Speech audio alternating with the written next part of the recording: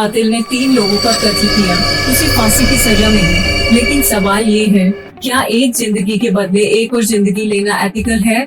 आज हम बात करेंगे कैपिटल पनिशमेंट यानी डेथ पेनल्टी के एथिकल साइड की।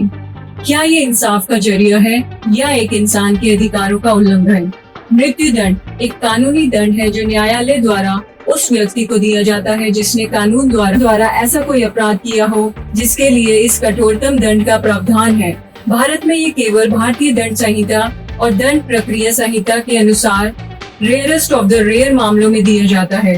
मृत्यु दंड सबसे विवादास्पद दंडात्मक अभ्यासों में से एक है जिस पर पूरी दुनिया में भारी बहस हो रही है और मृत्यु दंड का उन्मूलन शब्दावली संयुक्त राष्ट्र में सर्वाधिक चर्चित विषयों में से एक रहा है, जहां मृत्यु दंड को मानव अधिकारों के उल्लंघन के रूप में देखा जाता है। मृत्यु दंड क्या है? मृत्यु दंड सजा का कठोरतम रूप है। ये वह दंड है जो मानवता के विरुद्ध जघन्य अपराधों के लिए दिया जाता है। भारतीय दंड संहिता के तहत वे कुछ अपराध जिनके लिए अपराधियों को मौत की सजा दी जा सकती है: हत्या धारा 302, डकैती धारा 396, आपराधिक षड्यंत्र धारा 120B, भारत सरकार के विरुद्ध युद्ध करना या युद्ध करने का प्रयत्न करना या युद्ध करने का दुष्प्रेरण करना धारा 121। मृत्यु दंड के लिए डेथ पेनल्टी और कैपिटल पनिशमेंट शब्द का इस्तेमाल एक दूसरे के स्थान पर होता रहा है। हालांकि हमेशा ही अनिवार्य रूप से इस दंड का क्रियान्वयन नहीं भी होता है। इसे भारतीय संविधान के अनुच्छेद 72 के तहत राष्ट्रपति द्वारा आजीवन कारावास या क्षमा में रूपांतरित किया जा सकता है। डेथ पेनल्टी के पक्ष में चलिए पहले देखते हैं उन लोगों के पॉइंट ऑफ व्यू से जो डेथ पेनल्टी को सपोर्ट करते हैं। डेटरेंस लोग कहते हैं कि अगर फांसी होगी तो लोग गुनाहों से डरेंगे। जस्टिस फॉर विक्टिम्स, विक्टिम के परिवार को लगता है कि दोषी को मौत देना ही सच्चा इंसाफ है। कॉस्ट ऑफ प्रिजनर्स, जिंदगी भर जेल में रखना महंगा पड़ता है।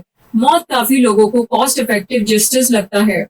पब्लिक इमोशन, कभी कभी लोग कहते हैं जो जैसा करे वैसा भरे, लेकिन क्या ये सही है? डेथ पेनल्टी के विरुद्ध में गलत फैसला, अगर कोई निर्दोष इंसान गलती से फांसी चढ़ गया तो कोर्ट भी इंसान चलाता है, गलती हो सकती है। ह्यूमन राइट्स वायलेशन, जीवन का अधिकार सबसे बेसिक ह्यूमन राइट्स है, तो किसी भी कंडीशन में मौत देना अनएथिकल माना जाता है। क्लास बाइस, गरीब और बैकवर्ड लोगों को ज्यादा फांसी होती है क्योंकि वो अच्छे लॉयर अफोर्ड नहीं कर पाते। रिफॉर्म का मौका, क्या हर अपराधी सुधर नहीं सकता? डेथ पेनल्टी उस चांस को छीन लेती है। ये आर्गुमेंट स्ट्रॉन्ग है, लेकिन एथिक्स क्या कहता है? Ethical theories and death penalty. Ethics में अलग अलग फिलॉसफी है जो हमें सही और गलत का ज्ञान देती है। यूटिलिटेरियनिज्म, जॉन स्टुअर्ट मिल कहते हैं जो सबसे ज्यादा लोगों के लिए फायदेमंद हो वही सही है। अगर डेथ पेनल्टी से समाज में डर बना रहे, क्राइम कम हो रहा है, तो यूटिलिटेरियंस इसे सपोर्ट करते हैं। डिएंटोलॉजी, इमैनुअल कांट कहते हैं हर इंसान का एक मॉरल ड्यूटी है। अगर किसी ने जान ली है तो उसे उसके एक्शन का रिजल्ट मिलना चाहिए। उनका मानना था कि फांसी इंसाफ का पार्ट है। वर्चुअल एथिक्स, एरिस्टोटल, ये थ्योरी कहती है हमें इंसान को सुधरने का चांस देना चाहिए। वर्चुअल एथिक्स में मॉरल ग्रोथ पर फोकस होता है, पनिशमेंट में नहीं। चलिए कुछ रियल केसेस के बारे में बात करते हैं। कसाब को 21 नवंबर 2012 को स्थानीय समानुसार सुबह 7:30 बजे फांसी पर लटका दिया गया। निर्भया केस 2012, पूरे देश ने डिमांड किया फांसी दो और दोषियों को 8 साल बाद फांसी मिली। पब्लिक ने इसे इंसाफ माना। साल 2008 के सीरियल ब्लास्ट मामले में अहमदाबाद की एक अदालत की तरफ से फरवरी 2022 में 38 लोगों को मौत की सजा सुनाई गई थी। वही साल 2016 में मौत की सजा 153 मामलों के मुकाबले ये साल 2022 में 165 तक पहुंच गई। धनंजय चटर्जी केस 2004 में एक यंग लड़की का रेप मर्डर हुआ। धनंजय को फांसी हुई, लेकिन बाद में डाउट्स उठते रहे कि क्या वो सच में दोषी था। जहां कैपिटल पनिशमेंट है, ये देश अब भी रेगुलर एग्जीक्यूशन करते हैं। देश का नाम विवरण: चीन, सबसे ज्यादा डेथ पेनल्टीज नंबर सीक्रेट होते हैं। Iran, high number of executions for murder, drugs, etc। Saudi Arab, public execution भी होती है। अमेरिका, सभी स्टेट्स में नहीं लेकिन कुछ स्टेट्स में अभी है, जैसे Texas, Florida. Bharat, rarest of the rare cases में, recent case Nirbhaya. Indonesia, drug crimes के लिए डेथ पेनल्टी। पाकिस्तान कई क्राइम्स के लिए डेथ पेनल्टी अलाउड है। बांग्लादेश रेप मर्डर जैसे केसेस में जहां कैपिटल पनिशमेंट नहीं है। देश का नाम यूरोप के ज्यादातर देश UK, France, Germany, Italy, Norway, etc.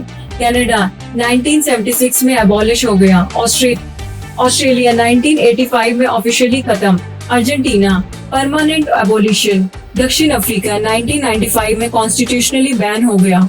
Nepal 1997 में एबॉलिश किया गया। श्रीलंका टेक्निकली है लेकिन 40+ सालों से कोई एग्जीक्यूशन नहीं, एग्जीक्यूशन रेयर है। 55 देश कैपिटल पनिशमेंट एक्टिव है। 30+ देश लॉ है बट यूज नहीं होता। 110+ देश डेथ पेनल्टी फुली अबॉलिश कर चुके हैं। कैपिटल पनिशमेंट क्यों होनी चाहिए?